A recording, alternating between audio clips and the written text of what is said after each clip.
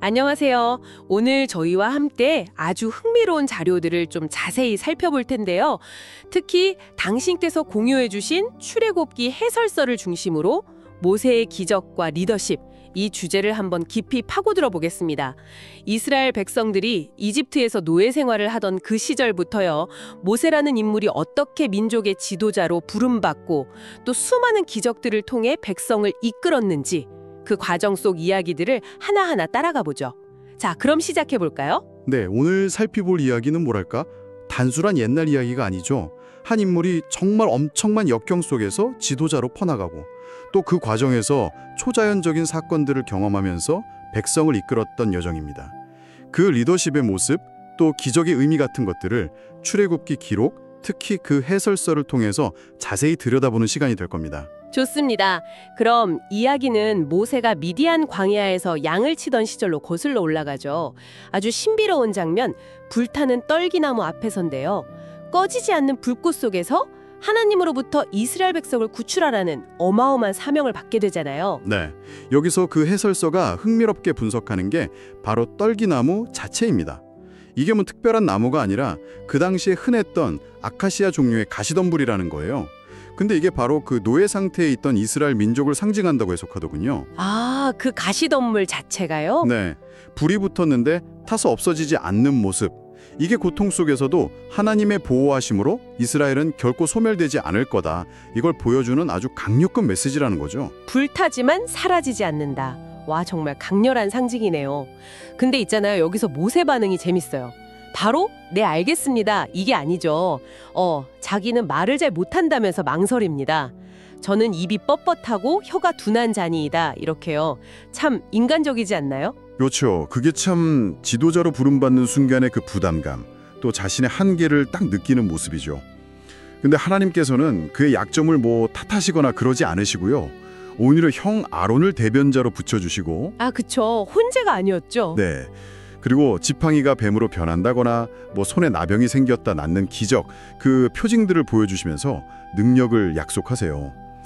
당신께서 주신 그 자료에서도 이걸 강조하는데, 리더십이라는 게 개인의 능력에만 의존하는 게 아니라 어떤 신적인 부르심과 도우심 안에서 이루어질 수 있다는 걸 보여주는 대목이라는 거죠. 그렇군요.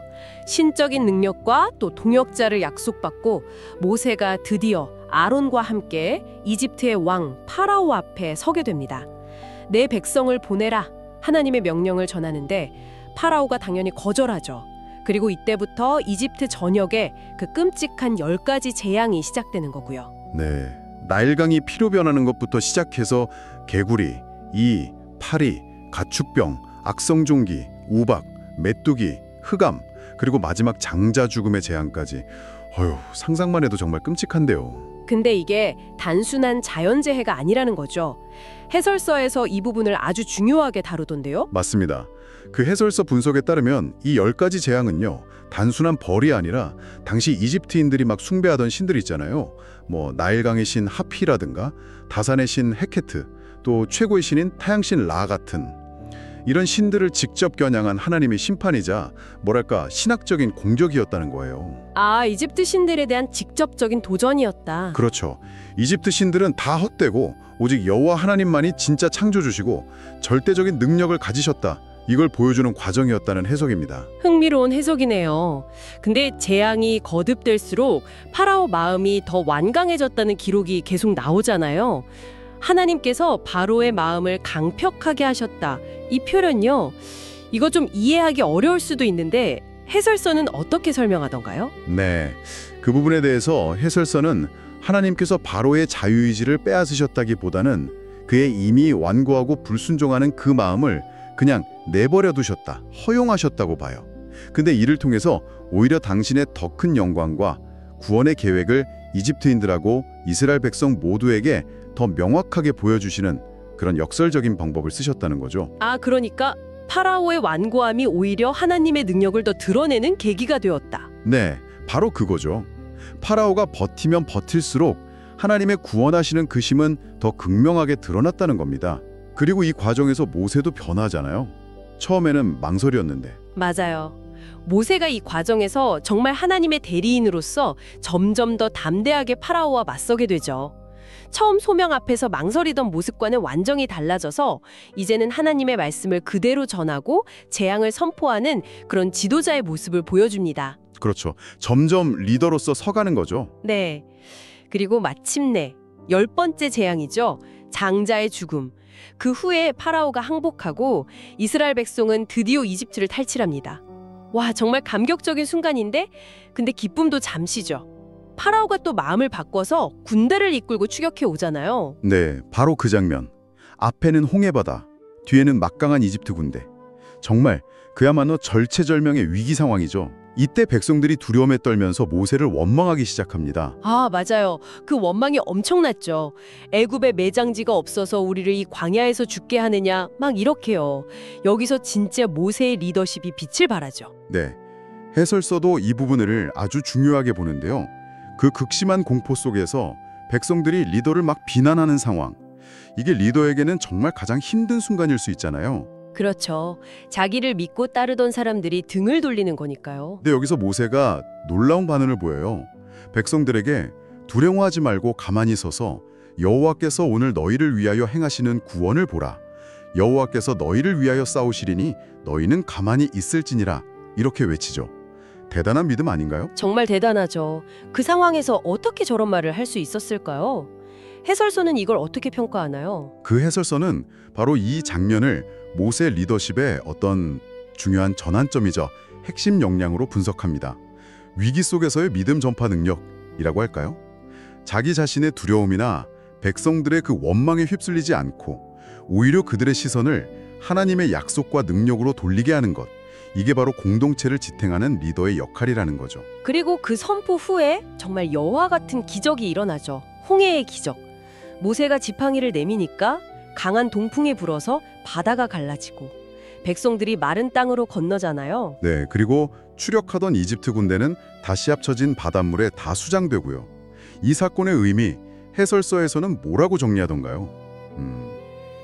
해설서에 따르면요, 이 홍해 도하 사건은 출애굽 여정의 정말 클라이막스이자 하나님의 구원 능력을 가장 극적이고 명백하게 보여준 사건으로 평가됩니다. 단순한 자연현상이 아니라 하나님께서 정말 당신 백성을 위해 직접 싸우시고 초자연적으로 개입하셨음을 증명하는 결정적인 증거라는 거죠. 결정적 증거군요. 그리고 또 중요한 게 이 사건을 통해서 이스라엘 백성들이 비로소 여호와를 경외하며 모세와 여호와를 믿게 되었다는 기록이 나온다는 점이에요. 즉, 이 기적이 백성들의 믿음을 딱 굳건하게 만들고 또 모세의 리더십에 대한 신뢰를 확립하는 결정적인 계기가 되었다는 분석이죠. 아, 기적을 통해서 리더십이 더 단단해지는 거군요. 근데 홍해를 건넜다고 문제가 다 끝난 건 아니었잖아요. 광야에서의 생활, 이게 또 다른 시험의 연속이었죠. 해설사에서는 이 광야 시기를 어떻게 보고 있나요? 네, 해설서는 광야 시기를 리더십의 연단 과정 이렇게 묘사하더라고요.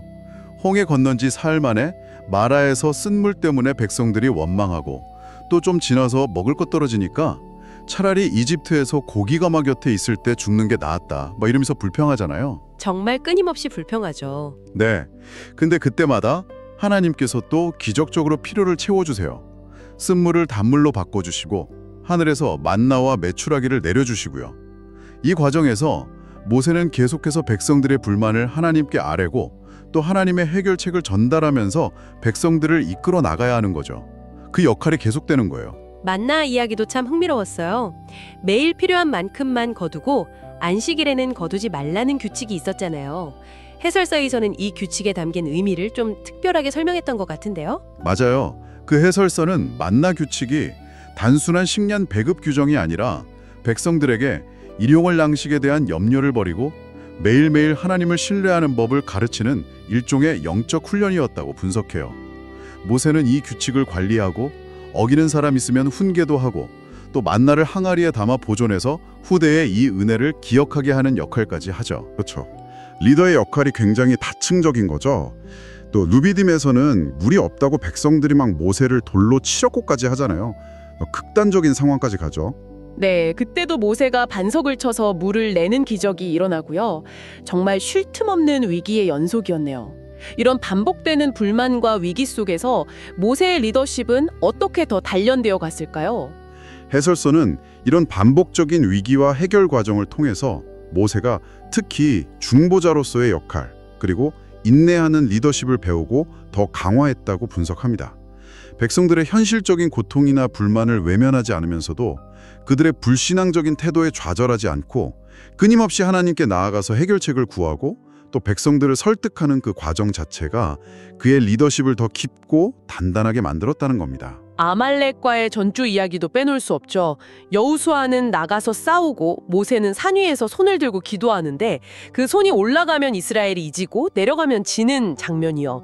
결국 아론과 훌이 양옆에서 모세 팔을 붙들어줘서 승리하잖아요. 이 사건 해설서는 어떻게 해석했나요? 해설서는 이 사건을 통해 두 가지를 강조하는데요. 하나는 영적 리더의 중보기도의 중요성이고 다른 하나는 리더십은 혼자서는 완성될 수 없다는 점입니다. 전투의 승패가 단순히 군사력에만 달린 게 아니라 보이지 않는 영적 차원에서의 리더의 역할, 즉 기도와 그를 지지하고 돕는 동역자들의 협력이 결정적이라는 걸 상징적으로 보여준다는 해석이죠. 혼자서는 안 된다. 동역자의 중요성. 네, 리더는 강력한 개인이기도 해야 하지만 동시에 공동체의 지원과 협력을 이끌어내고 또 거기에 기댈 줄도 알아야 한다는 점을 부각하는 거죠. 그리고 리더십의 또 다른 중요한 측면이 드러나는 장면이 있죠. 바로 장인 이드로의 조언을 받아들이는 모습입니다. 모세 혼자 모든 재판을 다 하느라 막 지쳐있는 걸 보고 이드로가 천부장, 백부장 이런 지도자들을 세워서 업무를 좀 나누라고 조언하잖아요. 모세가 이걸 받아들여서 바로 실행하고요. 네, 그 해설서는 이 부분을 겸손과 위임의 리더십의 아주 좋은 예로 제시합니다. 아무리 능력이 뛰어난 리더라 할지라도 모든 걸 혼자 다 할 수는 없다는 것, 그리고 외부의 지혜로운 조언에 귀 기울이고 적절한 사람들에게 권한을 위임해서 효율적인 시스템을 만드는 것이 필수적이라는 거죠. 자신의 한계를 인정하고 다른 사람의 지혜를 받아들이는 그 겸손함이야말로 지속 가능한 리더십의 중요한 요소라고 분석합니다. 오늘 이렇게 당신께서 주신 출애굽기 해설서를 따라서 모세의 여정을 쭉 살펴보니까요. 기적과 리더십 이 두 가지 키워드가 정말 얼마나 긴밀하게 엮여 있는지 아주 명확해지는 것 같습니다. 처음에는 망설였던 한 사람이었는데 하나님의 부르심과 또 기적적인 개입 그리고 끊임없는 광야의 시험을 통해서 민족 전체를 이끄는 그런 지도자로 성장해 나가는 서사가 정말 깊은 울림을 주네요. 그렇습니다. 이 해설서가 분석하는 모세 리더십의 핵심 요소들을 한번 정리해보면요. 첫째는 어떤 상황에서도 흔들리지 않는 그 하나님의 능력과 약속에 대한 깊은 신뢰. 이게 기본이고요. 둘째는 백성들의 불만이나 위기 속에서도 비전을 제시하고 그들을 독려하는 담대함. 셋째는 백성의 필요를 하나님께 아뢰는 그 중보자의 역할과 또 하나님의 뜻을 실행하는 결단력. 그리고 넷째는 방금 이야기한 이드로의 조언처럼 지혜를 수용하고 시스템을 구축하는 그런 실무적인 능력과 겸손함. 이렇게 요약할 수 있겠습니다. 그리고 그 과정에서 나타났던 수많은 기적들. 이게 그냥 놀라운 사건이 아니라 이집트 신들의 허무함을 드러내고 하나님의 유일하심을 증명하면서 또 백성들의 믿음을 세우고 모세의 리더십에 권위를 부여하는 아주 핵심적인 장치로 기능했다는 분석이 참 인상적이었습니다. 기적과 리더십이 서로를 막 강화시켜주면서 하나님의 구원 이야기를 이끌어갔던 거군요. 정확합니다. 기적 자체는 하나님의 주권적인 역사였지만 그 기적을 선포하고 또 이끄는 모세의 순종과 리더십을 통해서 현실화되었다고 볼 수 있죠. 열재앙을 선포하는 것, 홍해 앞에서 지팡이를 드는 행위, 반석을 치는 행위 같은 것들이 전부 모세의 믿음과 순종에 기반한 리더십의 발현이었고 그것이 기적의 통로가 되었다고 해설서는 설명합니다. 이 수천 년 전의 이야기가 그리고 당신께서 깊이 파고든 이 해설서의 분석들이 오늘 당신에게는 어떤 질문을 던지고 있나요? 모세가 경험했던 그 기적적인 순간들, 또 그가 겪어야 했던 리더십의 고뇌와 성장이 오늘 당신의 삶이나 혹은 리더십의 여정에서 어떤 의미로 다가오는지요? 글쎄요, 어쩌면 우리 각자의 삶에도 넘어야 할 홍해 같은 거대한 장벽이 있을 수도 있고 아니면 끝나지 않을 것 같은 광야의 문제가 있을 수도 있겠죠.